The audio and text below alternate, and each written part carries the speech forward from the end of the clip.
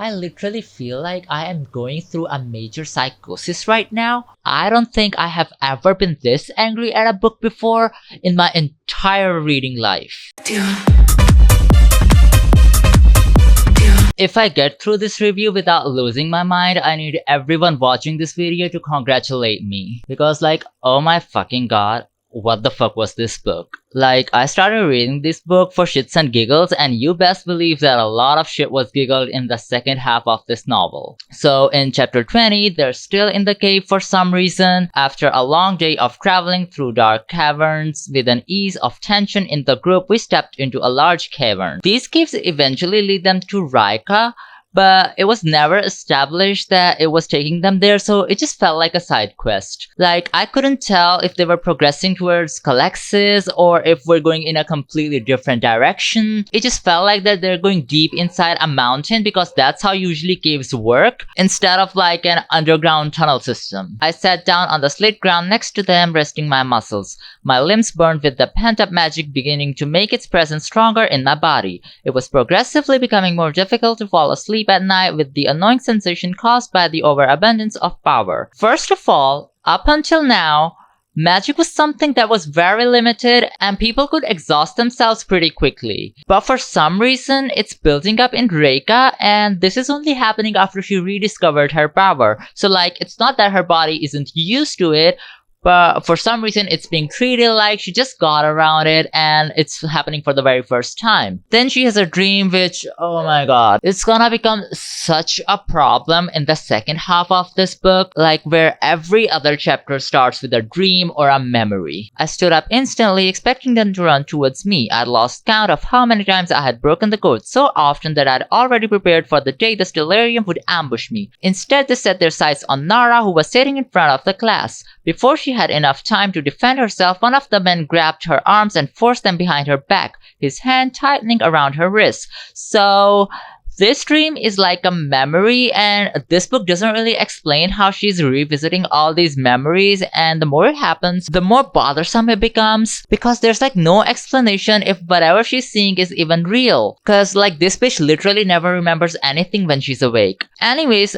this memory has a problem. First of all, the Stellarium barged into the classroom before she even broke the code. She only broke it after Narah got attacked. But like, Narah got attacked because they were punishing Reika, and Reika hadn't even done anything wrong at the moment, and like, Scorpio are not even supposed to have a relationship with anyone, so them doing this to Narah just like forces Reika to care about someone. This is literally like guilt-tripping someone into caring. I knew she would have defended me in the same way. I held up my hands. A white light consumed them, daring to burst through my fingertips. A primordial, primitive sensation of protection ran through me. And then they take her away, and Narah is forced to change Reika's sign. He looked to Narah, summon your magic, and then Narah activates her Zodiac wheel, and it just gets really confusing. Use it on yourself, now the supervisor commanded. Gemini Cancer. At first, I thought that he was asking Narah to use the magic on herself, but it was actually Reika, and this is apparently how Reika lost her memories, and it's not explained here, so I'm just trying to guess what the fuck is up.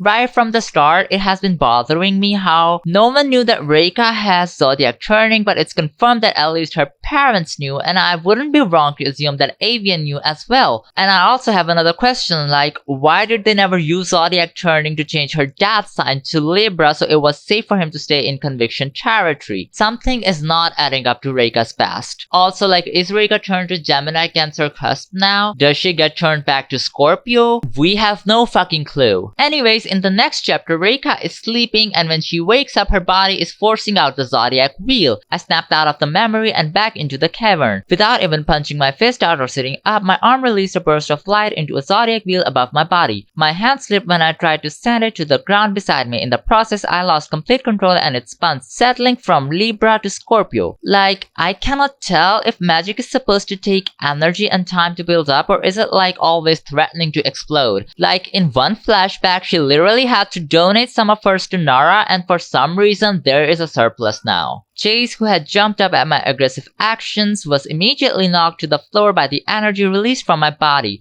The glow of my turning surrounded his body, sinking into him. I had changed his sign. So, yeah. Chase is now a Scorpio apparently, and like, where do we even start? This is not how Zodiac even works. It's determined by your date of birth. So how does one change someone else's Zodiac? I don't know. Also, like previously, Rayka and Narah had been changing the signs of the stellarium and it made no noise. Like, wouldn't the government have a record of everybody's sign? And on top of everything, powers change with the Zodiac for some reason, and yet they also are determined by your heritage. And also, Chase's memories are still intact, so she backtracks the reasoning that Zodiac turning also removes the memories. I'm not saying that the world building was really working in the first half of the book, but it's like completely going off the rails in the second half, and mind you, it's only going to get worse as Audra adds more bullshit for the plot convenience. Reika is all panicky then. I should have been dead the day my memory was taken from me. They should have killed me that day. I was supposed to have a knife through my throat. Chase hoisted himself up with one arm. Reika stopped. What's going on? Scorpio has taught you to repress emotions, and now they're manifesting through a magic system that you couldn't help being born with. Just last chapter, while we were suffering through her memory, she said that she broke the code all the time. Ma'am, you have literally never once lived by the code and haven't repressed emotions throughout this book. And her family doesn't abide by the rules either. Her environment while growing up was completely different, unlike implied here in text. Like, what is she even on about, honestly? Like, at this point, I just know that Zodiac turning is gonna be a whole bunch of bullshit. Like, I'm genuinely so tired of every Reika lore being revealed in the book throughout her fuck-ass memories that we cannot even trust. Mind you, this is the world where dreams can be manipulated, and she's having a romance with the alleged villain in her dreams, and quite frankly, I'm giving this book too much credit. It presents this whole situation in such a cocomelon way that none of this feels natural. Like, it's just a low-hanging fruit and a shortcut of providing information to the reader at the end of the day. Are you sure he left for a couple of days? I asked Narah, my voice riddled with concern. I don't want him to hurt you. Yes, Kira, for the last time. That is why the bastard put a week-long curse on me to keep me in the damn woods. I genuinely thought I was dying when I stepped out of the boundaries earlier to test it. Couldn't see or hear a damn thing outside the woods. I huffed, shaking my head at her. He's an asshole. At least he left me with food. I wasn't expecting that. Someone has cursed Narah to stay in the woods in Reika's memory. From the way Reika's talking to her, you'd assume that she already knows who's this guy. But later, for some reason, she acts all surprised upon the revelation. Also, this kinda confirms that someone else also knew about Narah being able to survive in the woods other than Reika. At least 2 days without him beating me up, and I get to be with you constantly, she said with a broad smile. That sounds like torture. I laughed at her sarcasm. Like, this person is clearly torturing Narah, and Reika would like to do something. No? Oh, okay, sure. Whatever. This guy later turns out to be the villain of the book, and this specific memory is referenced in its context. But here, Reika and Narah are just laughing it off for some reason. I read something new the other day about magic in the woods during the full moon, she said. Considering no one can enter the woods, how is there literature surrounding it exactly? I don't know, man. I wish I knew, but I don't. Vascular connection allows for an attachment between two arc-powered individuals and opens a psychological connection. Narah crossed her legs as she got comfortable on the blankets. It's enhanced in the woods and let alone enhanced with the moon. Couldn't entirely figure out why that was the case, though. Sounds cool. I offered my hands to her without hesitation. Let's do it. The magic has honestly just gotten more confusing. They do their magic thing, and it's said that the magic between two people helps Conviction Woods restore balance, even though Conviction Woods is what helped their magic do this whole vascular connection thing in the first place. So I don't get if the woods are doing the magic or if the magic is doing the woods, and what role their zodiac signs are playing in all this. The next chapter also opens with Reika waking up. I wish I was telling how many times this happened in the book, honestly. My veins lit white from my fear, and at Chase's touch they intensified. The electricity buzzing through me was racing through him too, the same magic and absence of his typical golden glow. So, he said carefully, don't freak out when I tell you this, but you turned my sign to Scorpio. We have so many alternating descriptions of how magic looks like, and I don't recall Reika having anything that remotely looked like lightning. That was Narah's thing, and it's even later confirmed to be a Narah specific thing. Anyhow, Chase is a Scorpio now because apparently that happens in this world. Since we're not gonna get any explanation, we just have to believe whatever the fuck Audra tells us. But hear me the fuck out. This confirms that Zodiac turning is a Scorpio specific thing, right? And Narah is a non-Scorpio cusp and she also has Zodiac turning. How does that work? The book constantly juggles between magic coming from parents and magic coming from your sign. We made Avia stay back so she couldn't be loud and interrupt you. I can leave too if you want to be alone with Chase. Meeting Kaia's eyes in the dim light, I wasn't sure how to express the appreciation I had for the two of them. Their understanding and patience far beyond anything I had ever experienced before. Without the pressure of my sister laughing at me for being uncomfortable with my own emotions, I felt a surge of trust with the two of them. And within me, I found the courage to speak my weakness because perhaps, just maybe, it meant that I was getting stronger. From here on, I started noticing something super weird. At the beginning of the book, Reika tells us how her family is so understanding and stuff, and she breaks code around them all the time. But from now on, I noticed a lot of family slander. And why is my girl Avia catching strays? Like, fuck her drag, I guess. As the plot moves forward, Avia just gets sidetracked until they need her flame to guide them through the caves, and it's just really annoying shift that I just couldn't get around. She's becoming a Scorpio gets even more weird. I'm a Scorpio right now, and if I carry the genetics for Libran healing, I'm assuming there could have been a Zodiac turner somewhere in my family. Quite honestly, I'm really starting to doubt everything my dad told me about my mother. But you've never felt Zodiac turning before? I shook my head. How are you in control of it? Jade shrugged. Well, I've been regulating my healing for quite some time and I'm fairly familiar with keeping an arc power under control. It feels softer and less painful than my healing actually. Kaia rested a hand on my shoulder. Their whole thing is neutrality and balance. Bitch, what the actual fuck? I have some questions. First of all, is this bitch Scorpio or a Libra? Second of all, Chase's father is literally a Scorpio but somehow it's falling on his mother. Also, didn't this just happen because Rayka turned him into a Scorpio? This book is more underdeveloped than a 22 years old frontal lobe, which is why you don't publish books at such a young age, Audra. Was it a flashback? Kaia asked. I opened my eyes to look over at her, tilting my head. What do you mean? After you turned his sign, I could tell you weren't with us. You look like you were distant and touched the scar on your neck, she explained. I have them too. I absentmindedly reached to my neck again. It was a memory. Oh my fucking god. Okay, let's address the elephant in the room. These memories. They're not dreams. And never formally addressed how she can watch them. She has trauma, and if I know anything from personal experience, your memories are often altered as a defense mechanism by your brain, so the possibility of Reika just imagining all of this is quite high. They held a knife to my throat and threatened my life to force her to change my own sign. There was some sort of magic in Gemini Cancer I didn't recognize. They put her hands on my arms and then it was all gone. This was exactly how they changed the signs of the stellarium, right? And in her previous flashbacks, she was aware of this, but now she's acting all surprised and dumb. I had a terrible headache while reading this book and it's starting to come back, but I will commit to the bit. We figured Avia might not be super helpful in this situation. Chase said had to force her to stay back. My muscles relaxed. Thank you. I wasn't exactly treated the nicest either. Kaia said calmly. I'm the daughter of a convictionist leader. I was an outcast. I understand Reika and I understand the vengeance in you to tear that damn stellarium apart. I don't understand what has Avia done to warrant all this Avia hated. And like, what is up with Kaia now? Like, is the entire conviction union looked down upon now?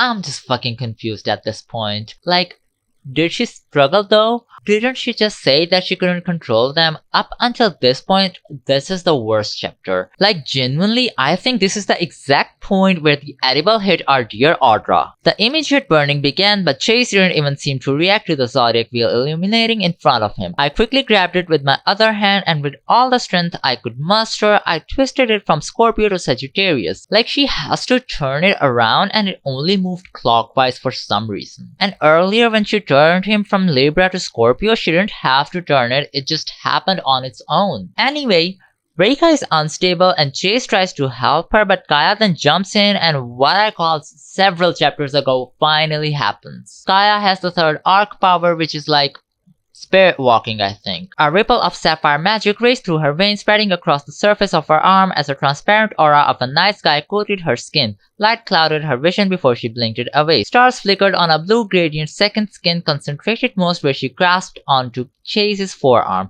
Their magic remained in an equilibrium at their physical contact. His healing brightened as it reversed back through his veins and up his arm, shrouding his own skin with a new pale golden glow. A flash of light burst around the three of us and my strained lungs opened up, the painful sensation of my magic instantly easing. A low, harmonious humming resonated through the space, and the air filled with the fragrance of a powerful, indescribable floral. Transparent aura of a night sky?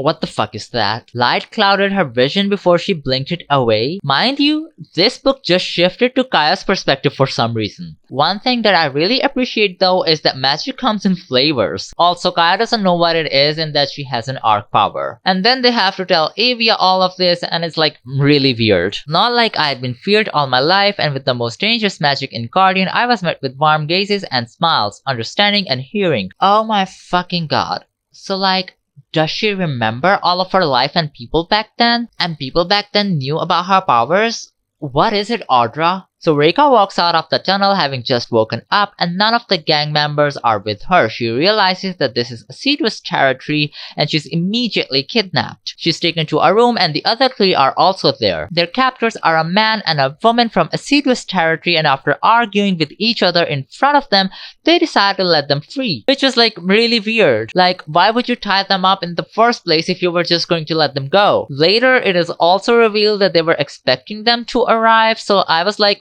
what? This woman turns out to be a Leo Virgo cusp, and she's named Sora, and this guy was just a random guy who just becomes irrelevant past this chapter. Sora speaks all of the languages that are there in the world and flexes it in front of the gang. They're in Reika, and I don't really know how they ended up here, cause like they were in the caves and there was no explanation why they were in the caves, but somehow those caves led them to Reika. Guess we're ignoring the question about having an Altarian town in assiduous territory and whatever the hell is going on with you speaking 5 languages, Avia grumbled. She gets ignored, of course, because revealing that information would have given away everything that happens in the next 10 chapters. The Calexis, I leaned forward. Where is it? Sora moved closer to the man as a cold breeze snapped into the hut. It lies beneath Reika in a tunnel system since it was returned to its cavern. The caves beneath us have killed anyone who has attempted to locate it. You believe in its existence?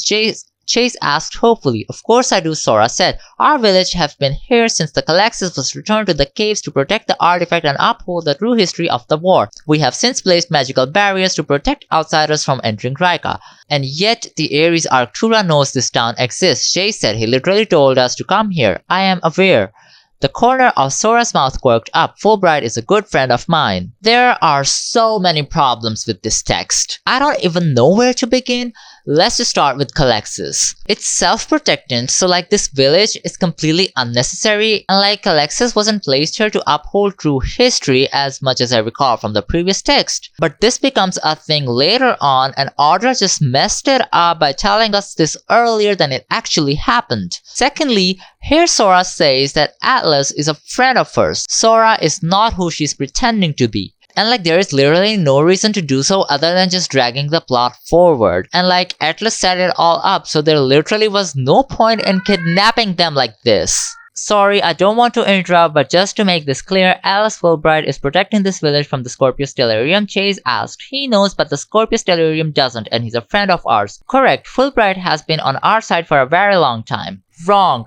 Scorpius Stellarium knows about this village, as Audra contradicts herself later on. Secondly, it's again a setup of Alice that Reika just follows, and there's literally no decisions of her in this. Kaia and Sora speak in an ancient language. Pause. Avia stopped their conversation. Kaia, why can't you also speak a forgotten language? She's hushed for some reason. This is starting to sound like that Avia is like the only person here who wasn't given a script. Kaia, you know Axel? Chase questioned, then did a double take when he processed Sora's words. Hold on. Yeah. What? I never learned Axel. I didn't think I could speak it, and Kaia stopped in the middle of what she was going to say to Chase. This is because Kaia is a spirit walker and they can speak this language. Spirit walking, the third arc power, Sora informed them documentation of the spirit walking was forcefully removed in the past 3 centuries. Libran healers were killed in the war because spirit walkers cannot access their magic unless they come in contact with a Libran healer. Spirit walkers were a connection to the astral realm, and when you are a Stellarium enforcing a fabricated law meant to be from the gods, you do not want individuals communicating with those same divinities. I can't do this anymore, Chase said with a groan. So we weren't just murdered because our magic was too close to immortality. The strength of Libran healing was part of the reasoning, but the highest motivation was to remove spirit walkers. I can get behind this reasoning even though there's plenty to call it out on. I just want to point out an inconsistency here. First of all, this reasoning makes it sound like the 3 arc powers are connected. Yes, but for some reason there is nothing that connects the two to the Zodiac turning. There's another issue with this book where dialogue contains some information delivered in different ways, and it makes the reading experience really hard and less enjoyable. Kaia can speak Aixil and Chase can speak Drixal, but Rayka is yet to be speaking any. Considering Chase and Rayka are from the same union, I reckon that they can speak the same language. This could be better structured if the segregation was done correctly, and now it just sounds like bad world building. In the vascular system, Libran healing is a blood-based magic that converts the magical energy. Spirit walking is a water-based magic that converts the magical energy. They are highly interconnected magic systems in the human body and co-evolved as the earliest forms of magic. So like, these two are connected, and then Zodiac turning is just there. They go into the city and it literally sounds like Water Tribe from Avatar: The Last Airbender. I'll read it out to you. Sora waved to the townfolk as she walked down a path leading north towards the temple. As we travel, locals clothed in thick white fur and blue fabric met us with looks of unrest. Most of the women wore their hair braided, men with lengthy uncut hair. Sora takes them to a vacant house and leaves them to settle in. And chapter 24 opens with, guess what? A fucking dream. Once we were settled, I savored the feeling of resting in a real bed for the first time in days. To my exhausted dismay, I woke back up in an overly realistic dream, though it didn't carry the same feeling as one of my memories returning. The concept of forming this entire sentence? I fell asleep and woke back up in a dream. Like, what kind of dreams is she having, honestly? And every time she's stuck with Narah, and I'm so tired of dreams being used as a plot device. This time, it's not a memory and actually a dream, and apparently Narah can dreamseek now. How are you dream-seeking me? Her expressions didn't change. I have access in Aquarius Pisces. Like, Narah has lightning power, which for some reason is always addressed as electricity. She also has Zodiac turning, which can also be used to remove memories, and on top of everything, she can dream-seek. God, I'm so tired of this. I'm more than halfway through this novel, and still, for the life of me, I cannot tell how this fuck-ass magic system works in this world. In the dream, she dislocates Rayka's shoulder, and Rayka notices a red light coming from Narah's chest. You'll understand soon, she said hoarsely, her voice splitting. Why I am doing this, and it'll break you more than anything ever has. Ask yourself who you are. Immediately, I know that Rayka's biological father is going to be someone important. This is such an overused trope, and I knew if that happened, I would be really pissed. But the other problem here is, how the hell did she dislocate her shoulder in a dream? Like, I didn't know this was a thing, and this literally never happens again. And like, my biggest issue with this world is terrible world building. Like, I can excuse bad writing style and characters, honestly, if at least the world building is interesting. So she wakes up and Kaia helps her with the injury and she uses water. So like, you would think that Kaia might be a healer, as earlier text said that healers can use water. But like, that's not it. The magic system gets even more complicated here. Since when does water magic come? I asked my vision swing. I mean forcefully, like you can force someone to relax. Since I touched Chase's arm, apparently, she said. Like, we have already established this, but for some reason it's a completely different thing now and only happening because of the vascular connection bullshit that Kaia did with Chase. Also, her name being Kaia and her using waterbending to heal someone, oh my god. Stealing Avatar's nachos left and right shamelessly. Also, like, there was literally no point where Kaia learned that she could do this. It just came for convenience. And then Chase also heals Reika, so I don't know what was the point of the whole thing with Kaia. And apparently, Kaia can now see auras, which is also a new thing. The more I read this book, the more I started to believe that these people were going through a collective schizophrenia. There is simply no other explanation. Anyways, it's a completely new world building thing that we're getting in the final 1/3 of the book. Like a faint aura, she said. Rayka has a bright red around her. I can tell that's panic or anxiety. Gray might be dissociation or confusion. Those are what's standing out. There's a lot I cannot recognize. You know what? I'll get behind this nonsense too. But then this literally never shows up again in the book. Like, so much of the shit is just pointless. And then they all start hating on absent Avia for some reason. She's not awake. Kaia read my mind, placing a hand on my shoulder. Don't listen to your sister when she says those things about you. She needs to watch her words more. This can stay between the three of us. If we know she'll just antagonize you about Narah, then she doesn't need to know the full story. Kaia pointed at him. He's right. Don't let your sister step all over you or try to tell you that she deserves to know these things about you. Like, this is literally not the case, and if anything, Avia has been super supportive of this relationship with the person who's out to hunt Reika. Whatever happened to Avia encouraging love? Anyways, next time we see Avia, Chase is flirting with her and I'm just... oh my god. Girl, run honestly. They are at the temple where Sora told them to meet her. Did you rest well? More than I should have. Good. Chase turned his attention to Avia as we approached. You look good in that. She looked down at her outfit. Then back at him. You think so? It's kinda hot and itchy. I think so. He flashed her a warm smile. It's something different. I like it a lot. We need to bring back Shame because Audra? What the hell? They go to the temple and Chase is already there with Sora. I don't like Chase at all. His character is by far the most confusing character to read about, just short behind Narah. In Avia's absence, Chase was literally shit-talking her and now he's trying to fancy her. Anyways, so the ceiling of the temple is painted like the Sistine Chapel and Sora is the artist of it. The mural is basically like photos that animate when you look at them or something. I have no idea how it works. The mural is basically a long infodump story of what happened and we get a new version of the same story that we have been reading. It's a bunch of bullshit and too long for me to read through all of it, so I'll just make it short. 3 centuries ago, immortality causes disruption for no reason. A guy named Matthias went out to search for Calexis to take immortality from Guardian. The sun god whispers something in Matthias's ears, which we don't really ever find out. He is immortal and married to a cancer woman called Mary, and he returns Calexis to the cave beneath Reika. They have 2 boys, one Scorpio and one Aries, one of which is Silas, and both have Zodiac turning, and these boys trained with another one called Blaine. And an unnamed Aries woman becomes part of the group, and then there are 4 now. So Blaine and this unnamed woman were first in a relationship, and then Silas, one of the brothers, steals the Aries woman, and Blaine is all bitter now. Oof.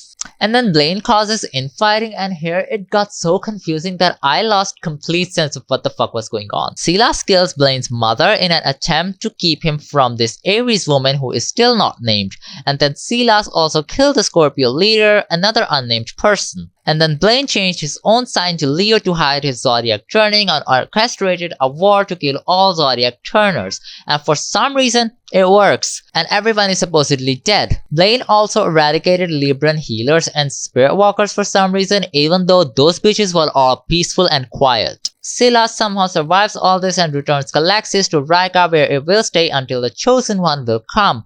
The Chosen One being Reika? I'll save you the trouble. This is again bullshit. So later we find out that Sora is this unnamed woman that Silas steals from Blaine. The entire thing with this book was how no one was alive who knew what happened. So there goes everything that the book built up to. Calexis should technically not matter anymore, but it does for some reason, and Reika will eventually be the chosen one who takes it out. But when Reika goes to get the sword at the end of this book, the cave protector attacks her, even though she's supposed to be safe as the mural suggested. Inconsistencies is all that Audra has in her bag. Anyways, back to Sora roleplaying for literally no reason. Where could you have possibly learned all this from? Kaia asks, scooching closer to us, her face bright with fascination. You're an excellent storyteller too. Reika keeps a well-preserved archive of unaltered documents, Sora explained. It is just a story that feels personally significant to me. I just find it very annoying that this magical village has been able to preserve 300 years old history, and it's revealed through a painting that was allegedly very recently done. Like, I know that Sora is 3 centuries old, but at this point Reika doesn't know that, but she believes it all. Like, for the book all about debunking history, this was just a very low-hanging fruit. And like, the magical caves couldn't save the refugees during the war, but somehow kept the village safe all those years. It's just not adding up. It is stated that the Scorpius delirium doesn't know about the village when that is not the case either. Later, Sora says that they have no documents on certain things like spirit walking. Like, she's an immortal and knows these things. Why was certain stuff not documented? I don't know. So Chase and Rayka goes into the forest to feel at home after Sora tells them that it is safe. Chase asks Rayka about Narah. The dream with Narah, what did she say? She kept going on about her anger and how she has to kill me. I kicked a small buildup of snow. I know damn well it's not true. The issue that everything is already sorted out before it actually happens persists. Like, Reika literally has no idea why Narah wouldn't want to kill her. There is no clarification for the reader to believe in that. But just because that's how it's supposed to happen, Audra tells it before it actually happens. So here, the forest that had been safe for 300 years is suddenly not safe. A creature forms, and this is the description. I couldn't bring myself to call the beast a dragon. I had heard rumors of them prowling through forest in Assyrian territory, but this thing was more of a demented, rotting body of a wolf transforming into a pearly white dragon to blend in with its surrounding, too big to be a dog but too small to be a full dragon. The hungry glint in its eyes accented its vicious curling snarl and furrowed muzzle. It reeked of rotting flesh and organs left in the sun on a summer day. I found it really hard to picture anything with this kind of prose. It's like the kind of creature that exists in Conviction World, but this one attacks them for some reason. Mind you, this is supposed to be a dragon that Audra sometimes called a wyvern later on, so like, I'm just really confused what it's actually supposed to be because it's also called a mixture of multiple things at certain points. And this thing, this beast, whatever it is, it talks in a really comical dialogue. But child, I am not your greatest nightmare. It bent closer, a drop of its saliva stinging against my cheek. You are your own greatest nightmare, and with the passing of time, I am allowing you a blessing. Your death will inevitably grant life to those you love. Was this necessary? No. Did it confirm what I was suspecting? Yes. At this point, I just knew Reika was the villain's daughter and just waiting for it to be revealed through a dream. Like, Audra is setting up this whole thing of I am not like my father arc. While they're fighting the beast, Reika gets badly injured and I simply don't have the brain cells required to read through this terrible action. And to make everything worse, Narah is here. Narah has them tied up, but then she just frees them. This happened earlier too when Sora had them tied up, only to let them go. And Reika is in a terrible position after fighting the beast. Listen Narah, Chase threatened. I know you don't want her to die. Let me heal her so you can at least speak with her before she dies. Narah leaned over to cut the rope behind his hands. Without a second of hesitation, he sprang to his feet and threw himself to the ground to hold my arm. All his medical training was abandoned. He literally doesn't know that Narah doesn't want to kill her, but sure. Whatever. And Narah actually lets them go. The whole deal with Narah is that she's under a curse, and that's why she's acting like this. But the thing is that Narah is also somewhat under her own control, because if she wasn't, she wouldn't have let Chase heal her.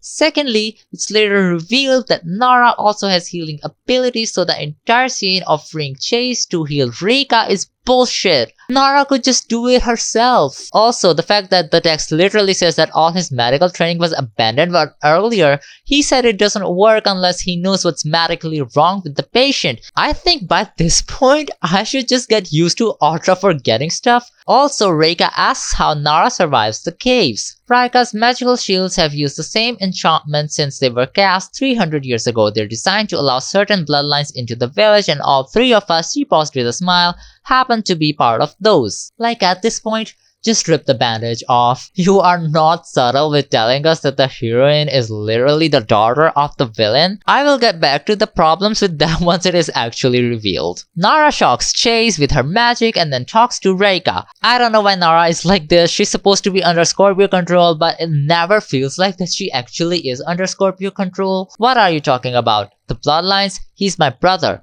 So Chase and Narah are siblings, and she also reveals that they are children of Silas, Merrick, and Sora. And Atlas is their uncle, forgotten brother of Silas, and then final drum roll, which I don't have, and honestly, this book doesn't deserve any drum roll. Merrick's made up 4 of the 6 Zodiac turners: Narah, Alice, Silas, and Sora. There were 2 turners left on the list. One was me, and the other was an immortal man who manipulated history. Narah smiled. Your father, Blaine, created the Scorpio code. Are you gagging? I'm not gagging. And where do I even start? So you're telling me that all the instigators from all those years ago are still around, keeping this code bullshit around when they could just reverse it on their own? The whole thing with the main conflict in this book is how nobody who knows the history is around. But for some reason, everybody has been around, and Rayka is the only one who can get it all sorted out. And now that we finally know that Reika is Blaine's daughter, let's talk about how inconveniently this trope is done here. Reika being a turner has never been a secret, right? I don't understand why Blaine just let her be around. Wouldn't a villain want to use his own daughter as a weapon? I just need one reason why he didn't keep her under his command right from the start. Like, he literally cursed Narah to work for him.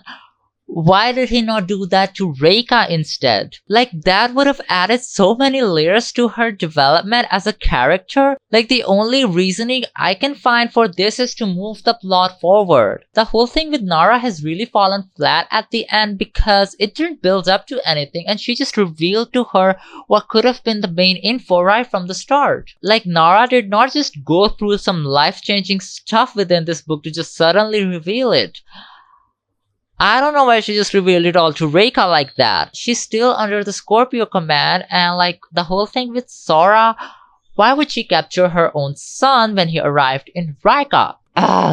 None of this bullshit makes any sense. Right after Narah and Reika have this conversation, Narah is back to being a bitch. Like, I don't know why her character is so inconsistent. My father couldn't stop yours, Narah said, moving closer to me, my breath lost in my throat as I choked down my emotions. Now it's my turn to stop you. So let me get this straight. What she's saying is that Silas couldn't stop Blaine from being an evil bitch. And now you're going after Blaine and I am going to stop you. Something is not adding up. Actually, nothing is adding up. Why would you stop the person trying to defeat the villain that your father couldn't defeat in the first place? And Reika goes, if you're planning on killing me, why haven't you already? I snapped back. End my life. And your problems. Narah isn't going to kill her, and this has been established right from the moment Narah first entered the picture, but I just don't understand why she's going after Reika and how it will end her problems. This genuinely makes no sense to me. This book has divided Narah into 2 identities and it's very inconsistent. I wouldn't have been tortured by the stellarium she hissed her face inches from mine if I hadn't loved you. Girl, what the actual fuck? Either Narah is deeply selfish person or she isn't well crafted as a character. She isn't conflicted, she's just confused. Like, is she angry at Reika because she loved her? Huh? That's the conflict? Like, when later it is revealed that Narah was cursed, none of this shit makes any sense because this doesn't sound like it comes from the curse. Then Narah shocks Reika and Reika passes out and we are back to, you know very well, another fucking memory because everything needs to be revealed to Reika in a dream. I literally feel like I am going through a major psychosis right now. I don't think I have ever been this angry at a book before in my entire reading life. I cannot even tell if it's a dream or a memory because at this point Audra is not even bothering to tell. But it sounds like a memory even though we had 2 dreams with Narah that also sounded like a memory but was actually a dream. Anyways, Reika has been beaten up by the stellarium and Narah asks her what happened. Stood up for a Libra getting beat up by a group of Aries boys right outside the school this morning. I shook my head slowly. I didn't even show emotions and it wasn't like I was automatically friends with the Libra. All I did was warn them to back off. If a Scorpio cannot even stand up for someone, I don't know how the stellarium works, to be honest. Like, Reika did not show any emotions, so like, why was she in trouble? Also, aren't like Scorpio people supposed to be the most powerful people in the paradigm? Again, the system Audra has created is too flawed to have worked for 3 centuries. It wouldn't even work for 3 minutes. Narah sighed. Kira, what was I supposed to do? Walk away? I understand, but this is horrific and I don't like to see you hurt. This is the second time we hear the word Kira. Now recently, another version of the story has resurfaced on Wattpad, which is called Zodiac Turner, I think. And Rayka is called Akira in that one, and the nickname seems to stem from there. Also, Narah doesn't exist in that version, and Reika is romantically involved with Chase instead, which also explains why in certain parts of this book Chase and Reika seem to have romantic tension. What I'm trying to get to here is that this book seriously requires a shit ton of developmental editing because so much of this crap is not making any sense. In this memory, Narah also mentions Reika's mom and if she knows that the Stellarium beat her up again. Like, if her family knew about Reika being a Turner, why is Avia unaware of it in present day? And then Narah heals Reika's scar with the same golden light magic that Chase had. Wait a minute. When did Narah have healing exactly? Like, at this point, I don't even know which power does Narah not have. I'm not sure if she constantly changes her sign to attain all these powers, but that literally never happens in the text, so I reckon that that's the case. It could be that Chase was in the scene originally and when she switched it up with Narah, she forgot that Narah doesn't have that power. It's just so confusing. Later, we get a very bullshit excuse for the scene, which, never mind. Chapter 29 opens with her waking up right after her last memory, which was revealed to her in a dream. Look, dream sequences is something that a lot of new writers struggle with, but I just want to speak to the agent who found anything redeemable from this book. This looks more like a zero draft from the amount of problems that it has. She walked over to Chase, reaching down to cut the ropes off his hands. Chase looked at her wildly, backing up against the wall. His eyes darted to her pendant. She motioned to me with her head. Heal her. This is the third time someone is tied up and then let go within a span of one paragraph. So this pendant is what's keeping Narah under the curse, but we don't really know how the curse works.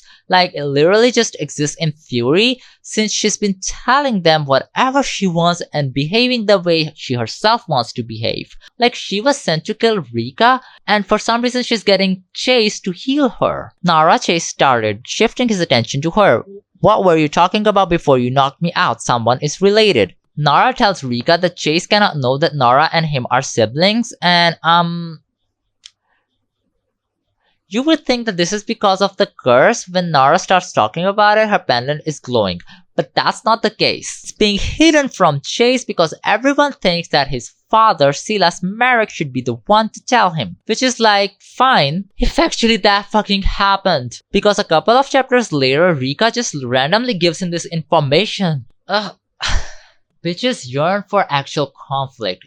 This is me. I'm bitches.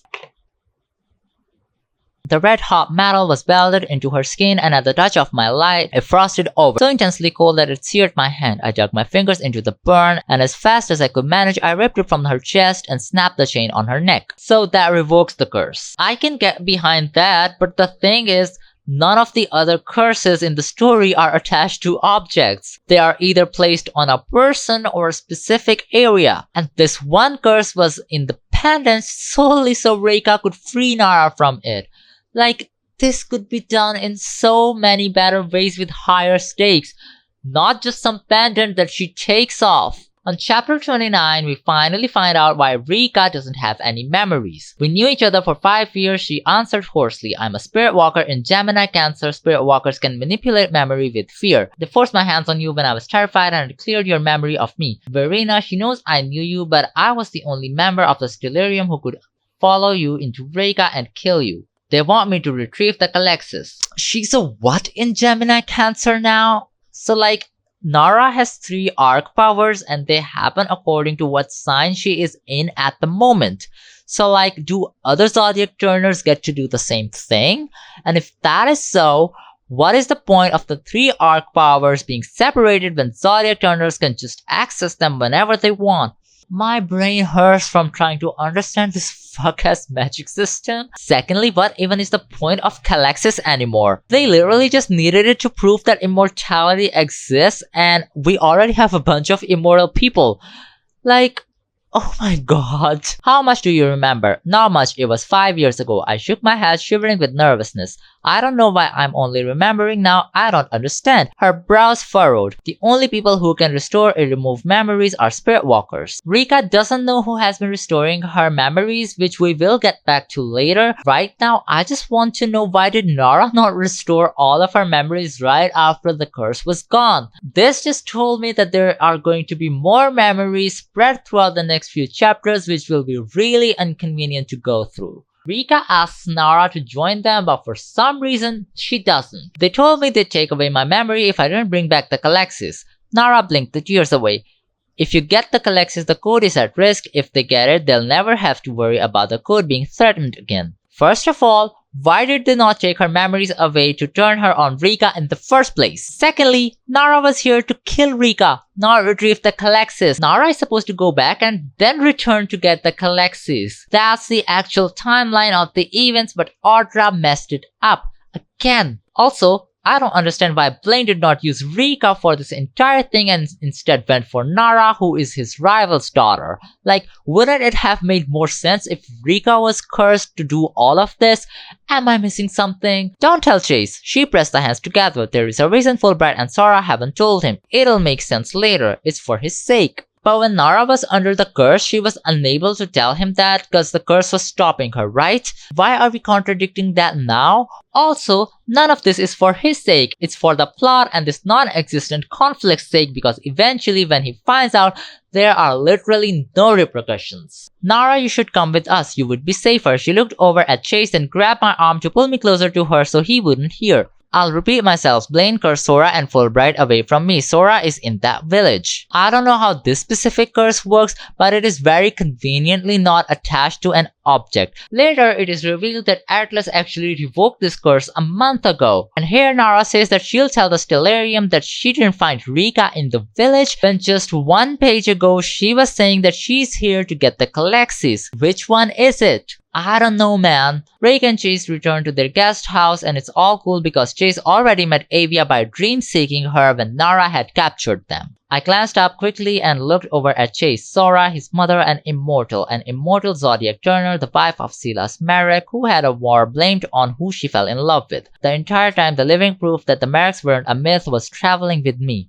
I think I'm losing my mind trying to understand what the fuck is the plot of this book. The problem is that they needed to prove that the Mareks were a real thing, right? And I don't understand what is the point of Calexis when these people could just like show up and tell everybody what's up. This book makes it sound like that Scorpio people deliberately want to abide by the code, and another thing that's really bothered me is that we get to see like 3 Scorpio people in total and we're just following one of them. Like, I have no fucking clue what the living conditions of Scorpios are. Like, we just see the Stellarium being batshit crazy, and that's it. Like, if people don't want to abide by the law, how will revealing Calexis make any difference if it's your government that's oppressing you in the first place? Kaia had taken my clothing to a material shapeshifter somewhere in the village for repair while I showered and rested. Assumably to a material shapeshifter somewhere in the village. Reika is so powerful that she can summon Zodiac wheels without even wanting to, but shapeshifting is where she draws her line. I get that Reika is all sick and tired, but Chase is also in the same condition, but somehow he was able to dreamseek Avia. Also, like, now the book is calling them material shapeshifters. You mean transmutators, right? They are going to have dinner with Sora at a restaurant. I think you've done enough healing, Avia said, pushing him out of the door. Stop being a doctor, let's go. In part 1 of this review, I talked about how doctors are mentioned in this book when they are not really a thing in this world. And the book makes a stupid distinction that a doctor diagnoses the problem and healer is who heals them. And here it's again contradicted. So they go to see Sora and tell her all that happened.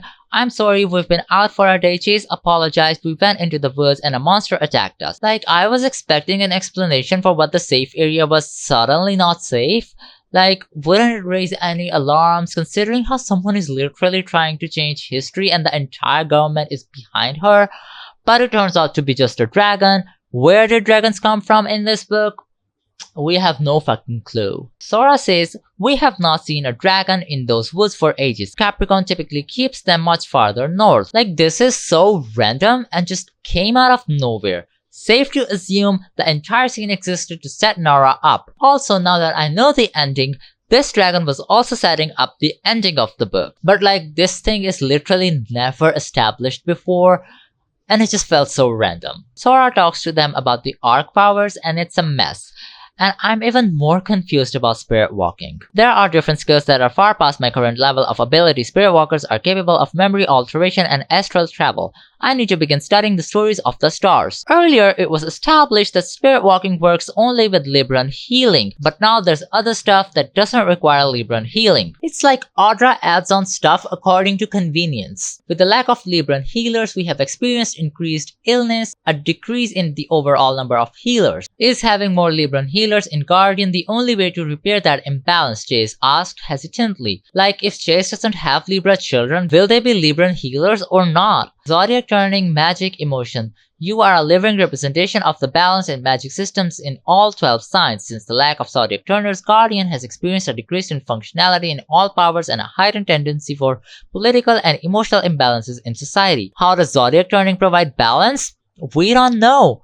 Also, why does it exist in the first place? Like, what purpose does it have in the world other than making conflict in this story? Kaia was showing me some books from the library about spirit walking. She told me to check out the stuff they have for Libran healing. I'm getting a head start on my homework, Jay said with a smile. 1. There was no literature surrounding spirit walking, so what the fuck is Kaia studying? And secondly, Chase has perfected his healing. So Rayka goes to meet Sora, and Sora somehow knows what happened in the cave, and when she asks her how she knows that, Sora just says that she's so old that she can practically sense everything going on around her, and whatever we saw happen between Narah and Reika, she already has a sense of it.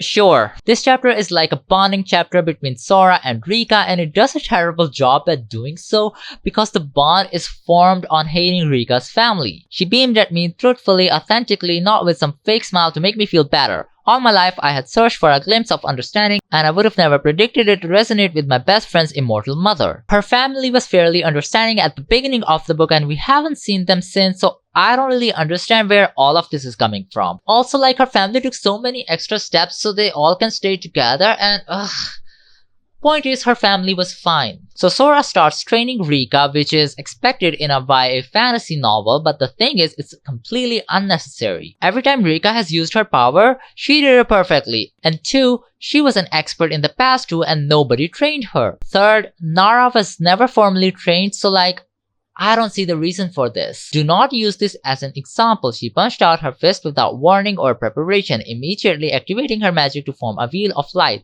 She pushed it back to her chest, quickly switching herself from Pisces Aries before dismissing the wheel with ease. The book is almost over, and I still don't understand how the magic system works. I could use this as an opportunity to talk about bad world building, but honestly, it's a little too late in the book to discuss world building, and we should just move ahead with the plot. Then Sora takes her to a pool where there is a bunch of flowers. Reika picks a crimson lily from the pond. Each Zodiac turner to step into the divine space has picked a flower, Sora said. Hundreds of years ago, Silas picked a black dahlia, representing betrayal, and I found Elysium, worth beyond beauty. You will understand your flower's meaning with time and knowledge. This shit has no significance, by the way. Like, I'm noticing that for the past few chapters, Sora is showing Reika around and revealing random stuff that is either completely irrelevant or doesn't sound like it belongs in the story that we're reading. And then it gets even more weird. Sora tells Reika that she looks like her dad, who is like Avia's biological father. Rowan is a long-standing friend of our family. He and we grew up together as Otarians in a town on the southernmost point of the Conviction autarkic border, with Silas, Fulbright, and Blaine. Rowan's an immortal? Correct, he obtained immortality through sacrifice for a good deed, but I will allow him to tell you his own story. Oh, okay. So every other person in this book is an immortal. This is honestly giving me a headache at this point. I have a question. They needed a Scorpio to reveal the Calexis, and there are all these Zodiac turners who could turn anyone to a Scorpio and get them to reveal the sword, and nobody did that. What the hell? Sure. Also, like, Chase's dad is literally Silas. Like, he could do that. He's a Scorpio, but I don't know why he didn't do that. It feels like that this book has so many isolated plot lines. There's the whole Immortal gang that was irrelevant before Rayka lost her memory. That time of her life is a completely separate story, and now there's the present day story, and it's really hard to connect everything together. And just like last chapter, she was shitting on her family. Please explain things. He's proud of you, Reika. He speaks fondly of you. We have always admired how deeply Rowan cares about those he loves. Wasn't Rika's family not good a while ago? Like, at least keep up with these basic things. Okay, so this section pissed me off really fucking bad. You know how this book sets a course of events and things before Reika gets to experience those things. We finally get inside of what's up with her memories. So Alice gave Reika a compass before she left the hub. I honestly have no recollection of it, but I'll pretend that this happened. You also told Rowan of Narah and he would update us. Rowan is a spirit walker. They can restore or remove memories. He gifted that enchanted compass to you to aid you in recovering your memories of her. So her dad is a spirit walker. Remember that this information was necessary like 20 chapters ago, but it was just kept from us? Was there any specific reason? No. Would it have helped us understand the story better? Yes, obviously. Though Fulbright and I were cursed away from Narah, we are no longer. Fulbright finally succeeded in reversing it a month ago. We still had eyes on her, she explained. How did it happen?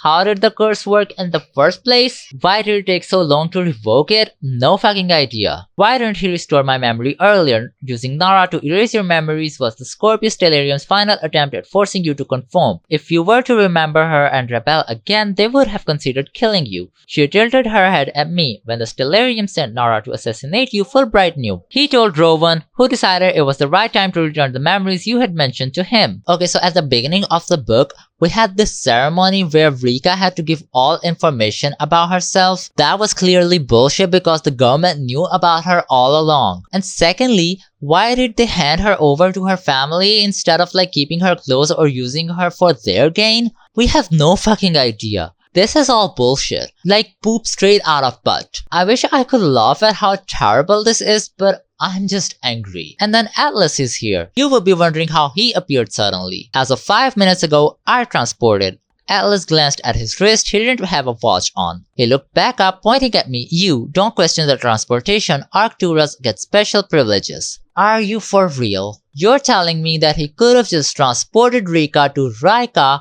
all those chapters ago and none of the nonsense that we dealt with would have happened. And he never did that. Like, it's not like there was an assassin out there to kill Reika and the entire government was trying to stop her from going to Reika. This makes me so mad because this one thing completely fucks everything up. And then this is followed with even more nonsense. The Stellarium found out that your daughter's a terrible assassin. Who would have thought? Alice pulled the leather sword holster off his back, holding it onto his side to drop it on the grass. She's on her way. Sora jumped to her feet. Elaborate, Fulbright. They sent her back after the Galaxy. She'll be in Reika by tonight. Reika broke her curse. Sora's face twisted with horror. What did they do to her? Atlas avoided eye contact. You're not going to like what I'm about to say, Atlas. I said quietly. Now. They threatened to involve Blaine, he said quickly. Involve him how? I demanded. Blaine has no idea that you were close to Narah. Sora shoved her sandals back on. Her voice suddenly spiked with aggression. His goddamn ego thinks that Narah's finally doing something to make him proud. Blaine thinks that Narah genuinely wants to murder you. You're absolutely fucked if he finds out that's not true. Trust us on this one. She's going to do anything and everything to avoid involving Blaine, even if that means giving them the Galaxis. So Narah failed at killing Reika and the Stellarium sent her back? Even though she said that they would remove her memories if they ever found that out. And like, it took her just 24 hours to go back to Hub and return to Reika, when earlier it literally took her several weeks. And involving Blaine, you're telling me that the mastermind behind all this did not even have the slightest clue what was happening?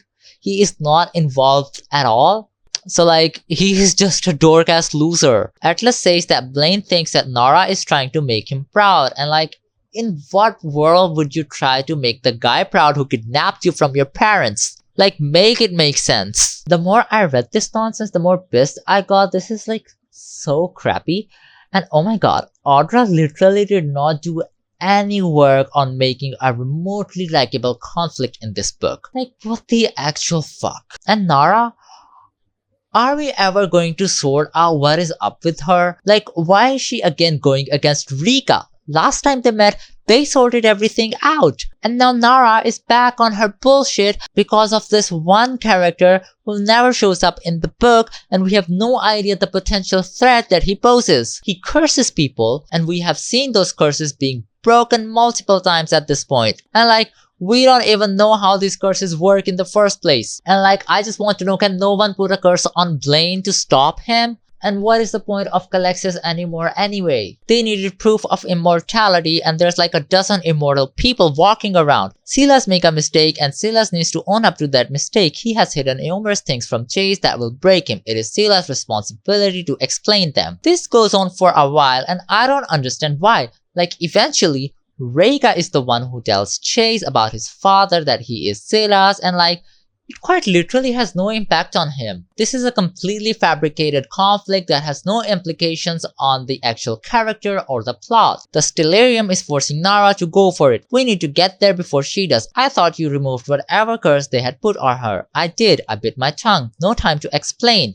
But that's not what happened, Ellen. Narah is coming to get the Calexis to avoid getting Blaine involved. And like every time we need explanation, this book sidelines the question and then literally never addresses the things that it sidelines. I'm tired of this, and this book is not ending. How do you know what spirit walking is? I told you don't ask questions. That'll be fun. Guardian hasn't had a spirit walker and Libran healer working together since Matthias and Mary. Good luck.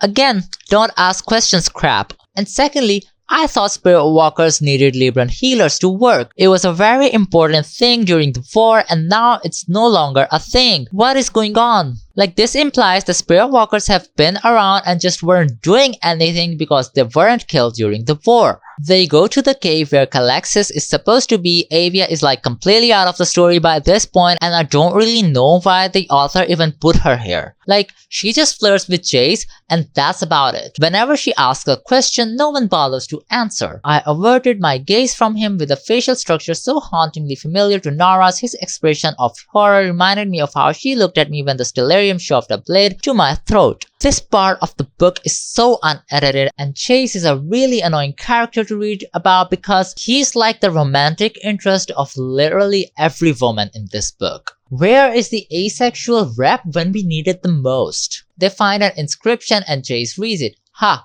Avia headed off into the golden tunnel. Chase sighed and hurried after her, but the ex-girlfriend won't get that one. She will. She's a Libran healer. Keep moving, I urged them. Kaia raised her brows at me as we followed them into the tunnel again. I trapped the outline of the veins on my forearm, Zodiac turning. She's got it in Libra Scorpio. I honestly feel bad for Avia for how Audra has treated her in this book. Secondly, what the fuck was that about Narah? She's like the final boss of all the powers. If anything, she should have been the chosen one, but then again, she isn't that great of a character anyways. She's a Libran healer, Chase put it in.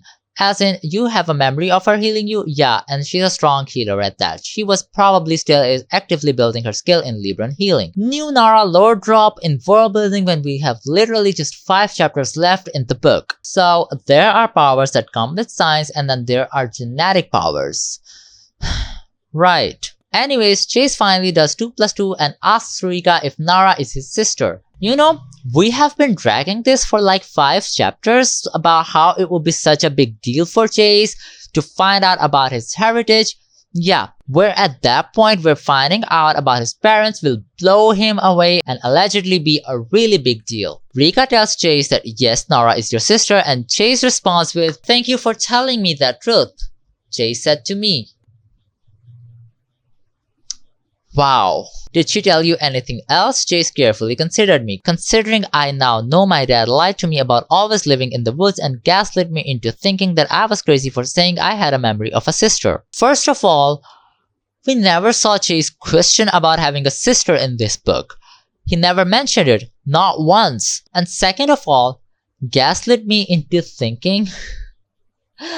Oh, poor Audra, who is gonna tell you? Gaslight is a fairly recent term that comes from a 1930s play where a man manipulates his wife and she begins to question her sanity, and it's a term used in therapy nowadays where the patient is involved in an abusive relationship. In what possible scenario is this word appropriate to use in a fantasy book? Narah returns in this book for the 10th time and attacks them. I'm calling it bullshit at this point because we all know that she's just going to join their side after a dramatic dialogue, and Audra Winter is terrible at crafting believable conflict. We slowed when we were greeted with a low red tinted mist hiding the entrance to the main chamber of the cave. There is this mist in front of them and Narah is at the back and they're basically cornered, but then this mist doesn't really do anything and they walk right through it. Fragments of bone scattered at Chase's feet, a shattered skeleton of a human body. Someone had died running from whatever was before us. The reason that this specific group is going to get Calexis is because Reika is like the chosen one. But for some reason, Chase and Kaia also need to mimic Matthias and Mary with their powers. Like, I don't know how that will fool the protection magic. And like, if Rayka is the chosen one, why do they need to do all these theatrics? A few stepping stones in the stream were slicked with foam, leading across the river where a flat rock top shadowed a protruding stone. A hole underneath it indicated the absence of a sword that now sat at the bottom of the rock. We'd beat Narah to it. So they get to the sword without any difficulty before Narah. With trembling fingers, I reached for the handle of the Calexis. I closed my eyes, my hand lingering over it. If I were to accidentally brush its blade and draw blood, I'd be stuck as an immortal for at least 300 years. I still don't know why immortality is considered bad in this world. Anyways, they have the sword, and then a creature that had been protecting the sword attacks them. Why? I don't fucking know. Like, if that's what was going to happen anyways, why did more skilled people not come here? No fucking clue. Also, like, Silas and Alice's names are written on the sword because it's safe for them to touch, and considering that both of them are alive, shouldn't they come and retrieve it? Anyways, Reika and the gang are attacked. 2 footsteps shook the floor of the cavern, 2 lion-like arms forming out of the darkness like a beast of Conviction Woods. Talons stuck out of fuzzy paws as if ripped from an eagle and sewn into a lion's paws. Its arms grappled the rock where the Calexis once sat. 2 back legs contorted with 3-pronged anisodactyl feet connected to a snake-like body with rippling scales. A lengthy neck sulked over the edge of the rock as the monster stood 3 times larger than any creature in Rayka's woods. 5 times more intimidating than a beast of Conviction Woods. Pitch black horns curled from the head matching the raven-colored scales spanning its body. A slitted tongue flicked in and out of its mouth with a warm hiss. A tint of crimson aura flared across its scale as it moved in the light, matching the Calexis. My head hurt trying to read all of that, and I have no idea what the fuck this creature is supposed to be. Later, Audra calls it a dragon, and then she calls it a wyvern, which are like 2 completely separate things, and I'm assuming that Audra doesn't really understand the difference between the 2. And then Narah is there, and then Reika like goes in a dreamlike state where she's in Conviction Woods and the beast thingy from the woods talks to her. He rested his muzzle on my shoulder and I lifted one arm to his scruff, burying my hands in prickly fur. It smelled of fir and cedar, a sweet evergreen aroma, and the rock of dirt of the earth. You, he said, have so much to do in the vast world before the light's ancient race enchants you. With a surge of golden light, everything around me instantly snapped back to reality. Then Narah somehow manages to soothe the creature in the cave and she asks Chase and Kaia to slit their palms and hold them together, and that activates their magic. You see, what the fuck? I know this was established earlier that their magic works together, but like it was contradicted a million times before we get to see it happen again. This is so frustrating to keep up with.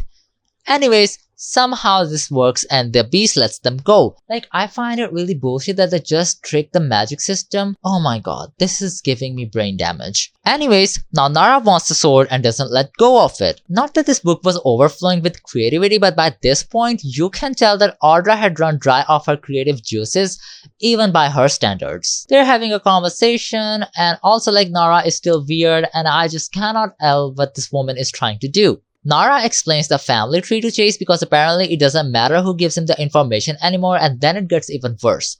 Who's at least related to in that group? brother to Silas. He's our uncle. That makes so much more sense. Chase held the bridge of his nose. Realization struck him. Oh my god, the eyes. You all have two different colored eyes. Yeah, Zodiac turners have heterochromia. Narah said, the fact was wiped from history to protect Blaine and evidently the rest of us too. Fine. I can get behind the reasoning that the fact was removed from history.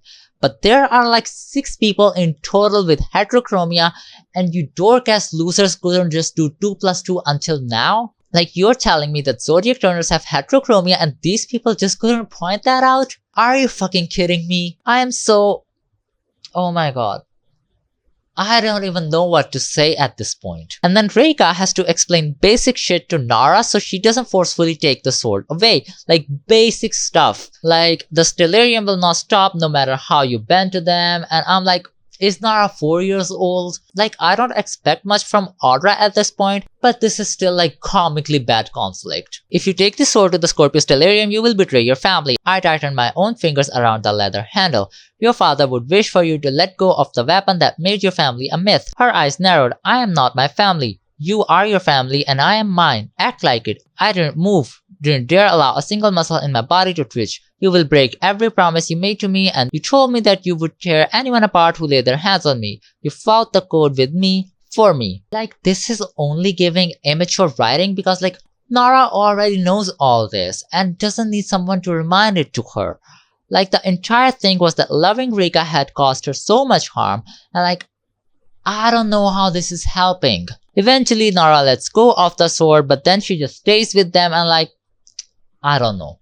I feel like it was already done when Narah had first come to Reika. Her going back and repeating the whole conflict did not do shit to the plot or the characters. It just felt boring and repetitive. So like, I'm sitting here thinking, what the fuck?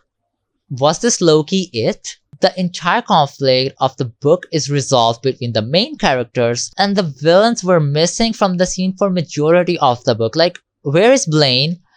Where are the rest of the immortal people? When is Reika going to reverse the code? Do you know where the fuckhead is now? I don't know, she admitted. But I do know that Verena is his puppet. I am not surprised at all. We see Verena once and we never even get to see Blaine, who is allegedly the main villain and all-powerful. I'm not gonna lie, I was expecting a poorly written fight. I had set my bar in hell and Audra somehow managed to get it even lower. My head hurts from reading all this text. Not a lot happens in the text other than some usual contradictions, so I'll just tell you what happens in the last 3 chapters. They come out of the cave and Sora and Atlas are outside. Chase and Sora have a little crying session and the rest of them, including Narah, are standing around awkwardly not knowing what to do with their hands. And then he says, I missed you so much to Sora. Like, I get that he missed having a mother, but like this is still very awkward because he's never seen her before. And then she says she'll be there and it's so weird, like you could be there by revoking the curse or getting Atlas to revoke it. Like it was bullshit. Like it was either plot convenience that the curse couldn't get revoked for so long in the novel or that they just never tried. And like at this point nothing is happening and I don't know why the book hasn't ended. Like we still have 3 chapters left. Chase and Avia are now in a relationship and Narah and Reika are back in their relationship. Fuck Kaia's drag, I guess. Funny part is that the plot convenience never ends. So Narah takes a bath and when she comes out her hair is dry. When Reika asks her how she did it, Narah says that Zodiac turning gives her fire abilities. I'm obsessed with how Narah has done everything that she needed to do to move the plot forward. And like when she needed to kill Reika, she didn't, just because. And now that she needed to dry her hair, Zodiac turning can give you warmth. Like, this book is so unserious. Chapter 38 also opens with Reika waking up, everybody is back and Alice checks the Calexis out and then randomly swings it at Sora to check if she is still immortal. And then there is one weird conversation where they say that they're immortal for 300 more years and what? How does immortality work again? On God, I am so confused and this book needs to end. Sora asks what Reika plans to do next and you know how I have been asking how the hell is Calexis going to reverse the code? Fun fact, Rika also has no idea how Calexis is going to reverse the code. Man, this is so bad. Alice tells Kaia that her mother is also a Libran healer, and I was wondering how Kaia never knew this because did no one ever need it back at home? Also, she's immortal, and Kaia's introduction was that her mom sent her and now she's surprised that her mother is in on it. Huh? Audra, why do you keep forgetting stuff? This shit pissed me off so bad. Atlas says that they've been shapeshifting into children and they grow up and become Arctura leaders, and they've been doing it for 300 years. What the fuck? You can shapeshift into children now? What the actual fuck? And then there's more thing that Chase doesn't know that Silas needs to tell him. Then they ask Rika what her plan is, and I was really confused because this plan was very much not Rika's, and Atlas had orchestrated the whole thing for her, and Rika says that I guess presenting the information we found to the public and electing a new Scorpio leader. She guesses? Seriously? That's what they're going to do? This is so stupid. I'm still finding it difficult to understand how Scorpius delirium works when the code has been bullshit right from the start. And Zodiac turning is not limited to Scorpio people, so how does keeping Scorpio under control keep Zodiac turning away? And if these immortal people can just give birth to more Zodiac turners, why did Blaine just let them go? There are so many questions that this book leaves unanswered. I wasn't expecting it to have good answers, but I wasn't expecting no answers at all. Alice explains their government structure and how many votes they need to change the law, and I don't know the math, but this was just a bunch of bullshit for which the Calexis was literally not required. They just need a few Scorpius delirium to change the law. I want to pull my hair out. It would have worked just fine if somebody said, hey, maybe let's not do the code. And the thing is, no one follows it anyways. Narah says she would because she's in the Stellarium, but then Narah is not a Scorpio, which means she couldn't count as one, even if she changes her sign, so the whole thing was just a bunch of bullshit as well. After reading through the whole structure, I was why would Blaine create a system that was so easily manipulated? And how come it has survived for so long? Whatever happened in this book was completely unnecessary for the actual conflict. In the last chapter, Rika and Narah go for a walk, and Narah tells Rika why they survived the woods. Turning, healing, walking. We're immune to the woods. It also protects those they love, their families. The magic of the woods is centered in balance, and balance is often achieved through love itself. I am not going to lie. This pissed me off so much. I was expecting a better reasoning why these people can survive in the woods.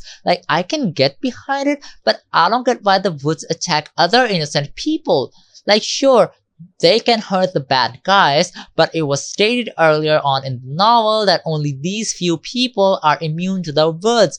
Anyways, I hated this reasoning. She tells Narah that she loves her even though not all of her memories are back, and also there was practically no build up for Rika and Narah to be in love, so I am so mad at this, honestly. And then the book ends. Yeah, no nothing, no big fight to bring down the government.